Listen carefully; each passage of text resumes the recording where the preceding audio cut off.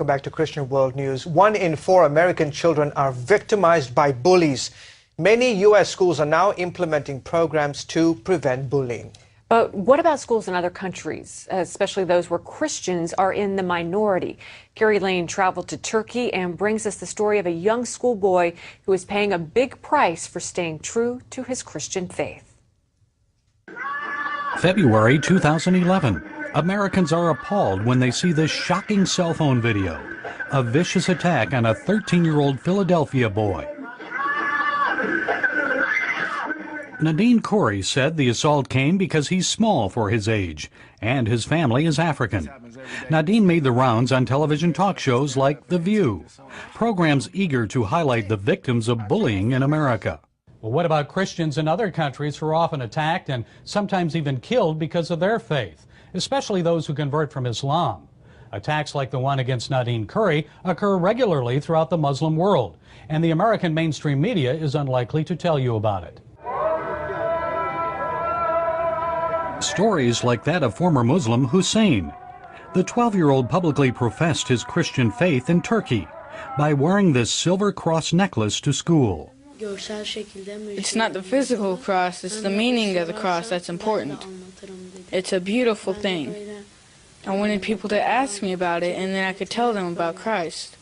Hussein was 9 years old at the time. His father Hakim was once an Islamic scholar who had studied the Quran in Iran and Syria.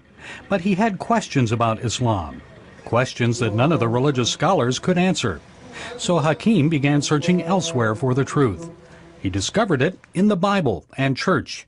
After he came to faith in Christ, Hakim decided to take Hussein and his other children to church.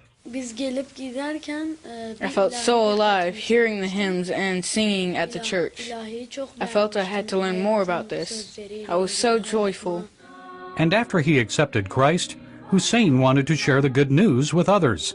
He was unaware of the potential dangers he faced for leaving Islam. His sister saw him wearing the silver cross necklace and anxiously told her parents that Hussein was telling everyone that the family had become Christian. Because they feared persecution from militant Muslims, Hussein's parents prohibited him from wearing the cross. We referred to it as Hussein's problem. We were trying to prevent conflicts with others, but we came to realize that we were the ones with the problem, not Hussein. We decided to be like Hussein, more open about our Christianity. Muslim classmates taunted Hussein in school. They spat on him and called him names. He often suffered attacks similar to the one against Nadine, the Philadelphia boy. Hussein threatened to report one of the bullies to the principal. The boy grabbed me by the arm, squeezed my hand, and yelled, "I'm going to shoot you if you tell about this." Hakim described what happened when he confronted the bully's father.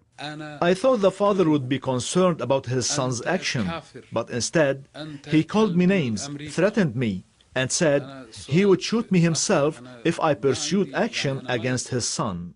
Some of the worst beatings endured by Hussein didn't come from his classmates. Hussein refused to attend school, so I asked him if he was still getting beat up by those boys. He said no, by my religion teacher. Like in most Islamic countries, students of all faiths are required to attend Islamic studies in school.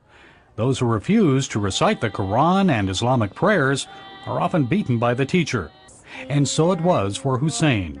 He says he was punished regularly with a 2-foot wooden rod because he wouldn't say the Islamic Shahada. أشهد أن لا إله إلا الله وأشهد أن محمدا رسول الله. I bear witness that there is no God but God, and I bear witness that Muhammad is the messenger of God. I don't like saying it. It isn't in my heart. It's just meaningless words to me. Hakim went to the school and asked why his Christian son was beaten for refusing to recite Muslim prayers. The religion teacher said the principal and parents agreed that he should do this. The teacher's beatings, the bullying, and the assaults from classmates took a toll on young Hussein. Stressed and traumatized, he started to experience grand mal seizures. He now takes medicine to treat the condition. Hussein now attends a new school where he suffers fewer attacks. He insists he will never return to Islam, even if he is forced to endure worse abuse. Christ said you would suffer for me. It's okay to suffer for Christ, and we should be happy to suffer for Christ. The Lord is with me. And Hussein says he will continue to tell others about Jesus, with or without that silver cross necklace. Gary Lane, CBN News, Turkey.